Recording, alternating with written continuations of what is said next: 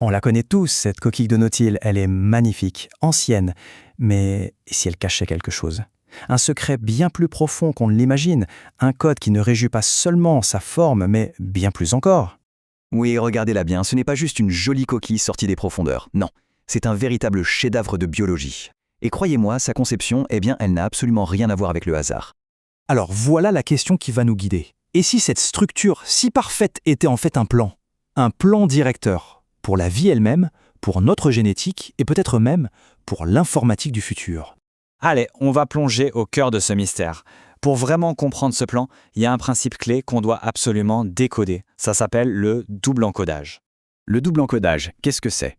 Eh bien, imaginez que la nature utilise deux langages mathématiques en même temps, deux systèmes complémentaires. Le premier, il va sculpter la forme physique, la structure. Et le second, lui, il va dessiner les flux d'énergie qui parcourent cette forme.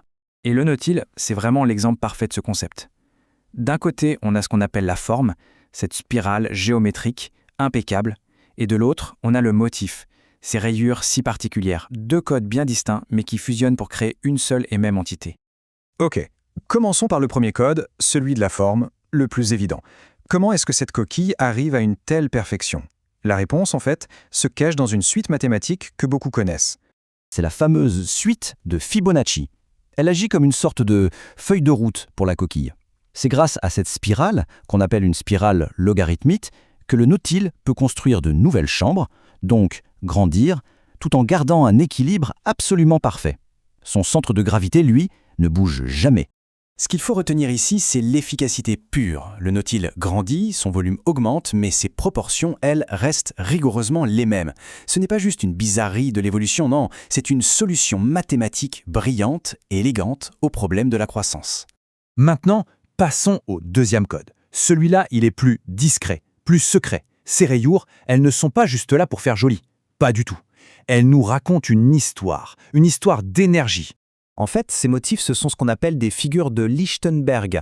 Ce sont des formes fractales qui sont créées par des décharges électriques. Pour le Nautile, c'est comme le fossile, la trace des flux bioélectriques qui ont parcouru la coquille pendant toute sa croissance.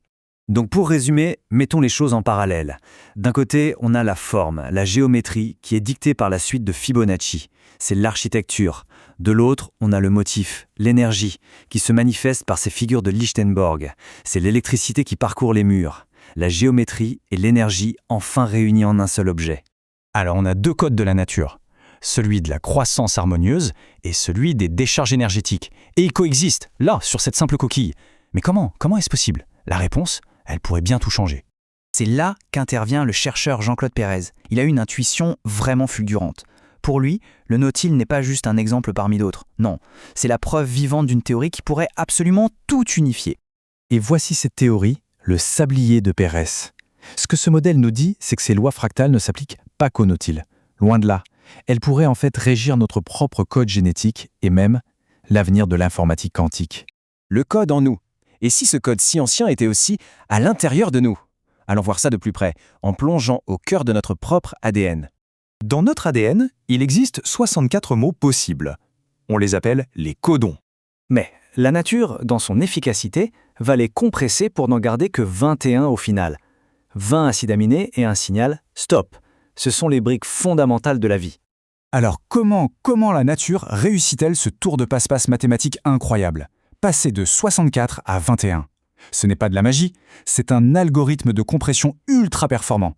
Et le sablier de Pérez nous en donne la clé. C'est le théorème 8, au cœur du sablier, qui nous donne la réponse. Il nous montre un lien mathématique direct entre le chiffre 64 de l'ADN et ce fameux chiffre 21. Et ce lien passe par les mêmes lois fractales que celles qu'on a vues sur le Nautile. C'est incroyable, la nature semble utiliser le même code partout. C'est déjà fascinant, non? Mais ce plan va encore plus loin. Il nous offre une véritable feuille de route pour la prochaine grande révolution technologique, l'informatique quantique. Regardez ce pont visuel, c'est frappant. Les mêmes symétries qui sculptent la coquille du Nautile sont aujourd'hui utilisées pour construire des réseaux quantiques stables.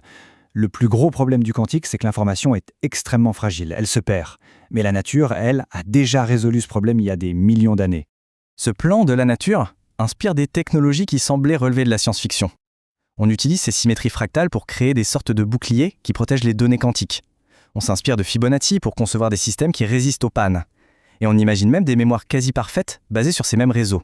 Et nous voilà revenus à notre point de départ. Cette simple coquille, ce n'est pas juste un bel objet du passé, c'est un professeur silencieux.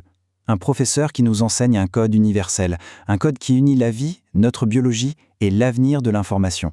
Et ça nous laisse avec une dernière question forcément. Si un code aussi profond, aussi fondamental est visible dans une simple coquille, quels autres plans directeurs, quels autres secrets de l'univers la nature nous cache-t-elle, là juste sous nos yeux, en attendant simplement qu'on apprenne à les lire ?